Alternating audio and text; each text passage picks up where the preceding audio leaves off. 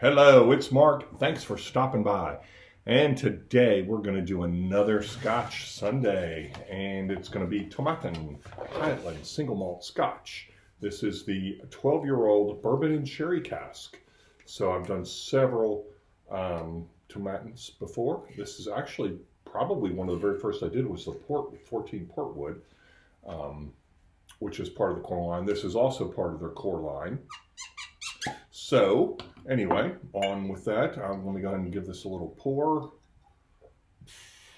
And okay, so Tomatin was established in 1897, but distilling occurred on that site back as far as the 16th century. In 1906, they went bankrupt, but reopened in 1909. In 1986, they were purchased by a Japanese company.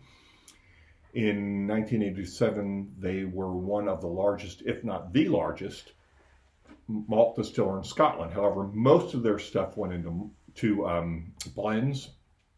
And then by 2007, their output decreased by about half. Temporarily, traditionally they've been used in blends, which is about 80% of their output, but they've been increasing their single malts lately to kind of, I guess, get into the single malt market, which is definitely the way to go these days. So their core line consists of this 12, 14, which is the Portwood, an 18, a 30, 36, and a cask strength, which I think I've done. I have not done the 30 or I think the 30 and 36 also. I've had those. Actually the 30 was better than the 36. The Dualcus, which is what they call it in North America. I think it's called Legacy in over across the pond. And then the Kubokan, which is the peated, which they only make like for 1 week of the year. So what else could say? This is 43% ABV. I think they chill filter, they add color. So they also have several travel retails that are different than what you would find elsewhere. What else? So yeah, they're kind of like traditionally a blend Scotch that they're trying to get into not trying, they've been doing it, but certainly expanding their single malt range. They're definitely a good bargain. I think you can get Dualcus for like $20, $30. It's a single malt. You're not going to find too many single malts at that price. Even their 36 was not super expensive for a 36-year-old Scotch. So I don't know that I've had the 18. Well, I've had it, but I don't know that I've ever bought a bottle. But the 14 is a good Portwood. So we'll see how this 12 is. The cask strength's definitely a bargain. It's definitely a bargain brand. So yeah, that's kind of where their niche is right now. So let me go ahead and show it to you. Again, color added, so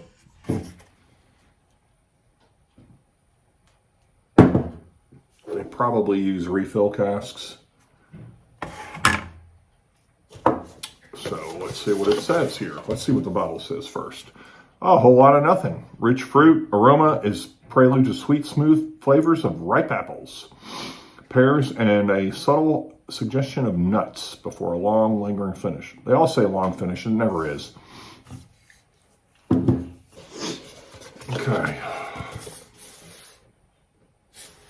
Okay, nothing but this. Since 1897, there has been a quiet revolution unfolding in the heart of the Scottish Highlands.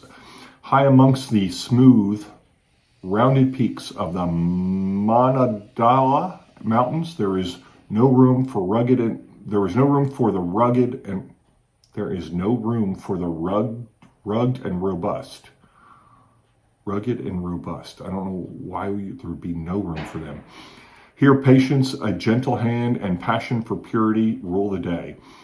In this idyllic spot, the natural soft water of the Altnafirth burn is introduced to a tender Scottish barley. Later, from the tall, slim copper stills of the Tomatin distillery, a mellow, fruity spirit is born. Gentle maturation in the cool, stable environment found high above the sea level lets the subtle character of this distinctive Highland single malt whiskey emerge. The use of careful selected casks ensures that the softer character of the precious spirit are never overpowered. You may have heard the myth of this often wild and beautiful place. Now hear the truth. There is a softer side to the Highlands. There is Tomatin. The Tomatin 12-year-old is smooth and silky, has been matured in traditional Scotch whiskey, ex-bourbon, and ex-Spanish sherry casks. A rich fruity aroma is the prelude to the sweet flavors of ripe apples, pears, and a subtle hint of nuts before the long, pleasant, oily finish. So, okay. Yeah, it's definitely a distillery I think is pretty cool. That I actually, one of their guys from Scotland came over to the local here. But they were mysteriously not around at the Houston Whiskey Social. But definitely get apples. Woo! Orchard fruit all day. Apples, pears. Does it say anything where I'm supposed to get it? Oh, just what I read on the front. It said apples and pears. Okay, yeah, definitely get those.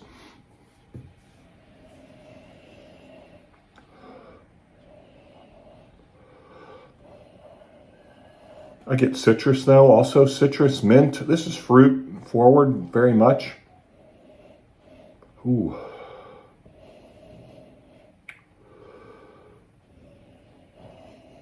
There's like a...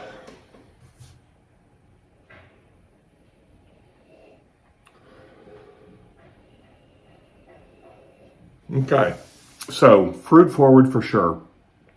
Apples, pears, citrus, getting a little bit of mint in the background. Does it say anything? It doesn't say anything about mint, does it? No, and I'm not getting the nuts either. Getting mint.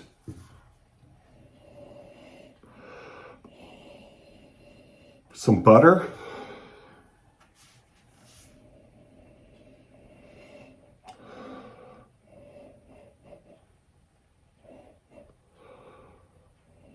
So what does it remind me of?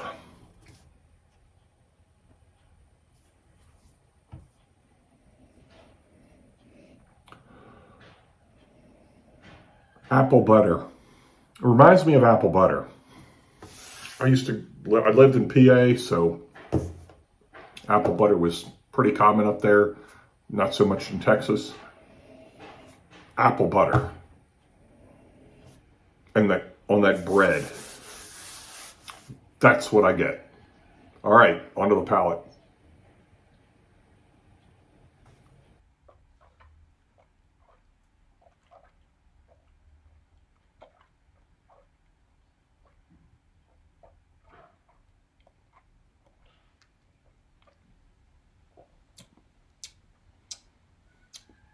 Sweet lemon, toffee, brown sugar, vanilla. This is nothing like what it smells. Definitely got a peppery note and a lemon. Pepper and lemon kind of come through the most.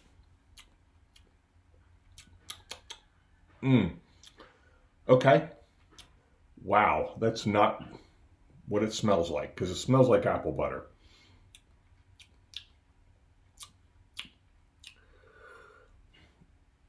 This tastes more like citrus, like lemon, grapefruit. Yeah. All right, anything different now?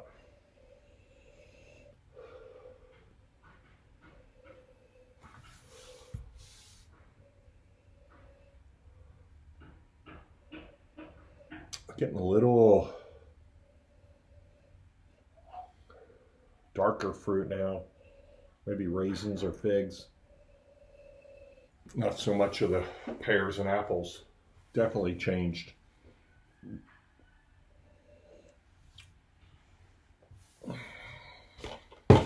put it up there. I matched pretty good. All right.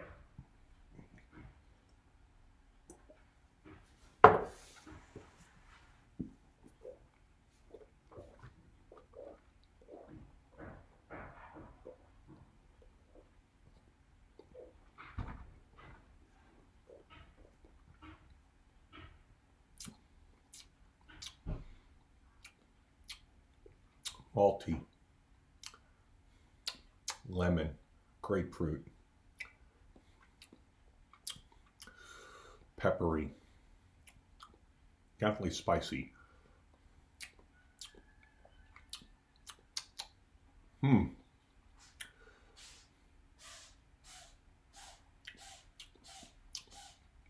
Okay. Yeah, I don't know. This doesn't taste anything like it smells. I love apple butter, so I was kind of like hoping it was going to be like that, but it's not. So we're going to go with a 6.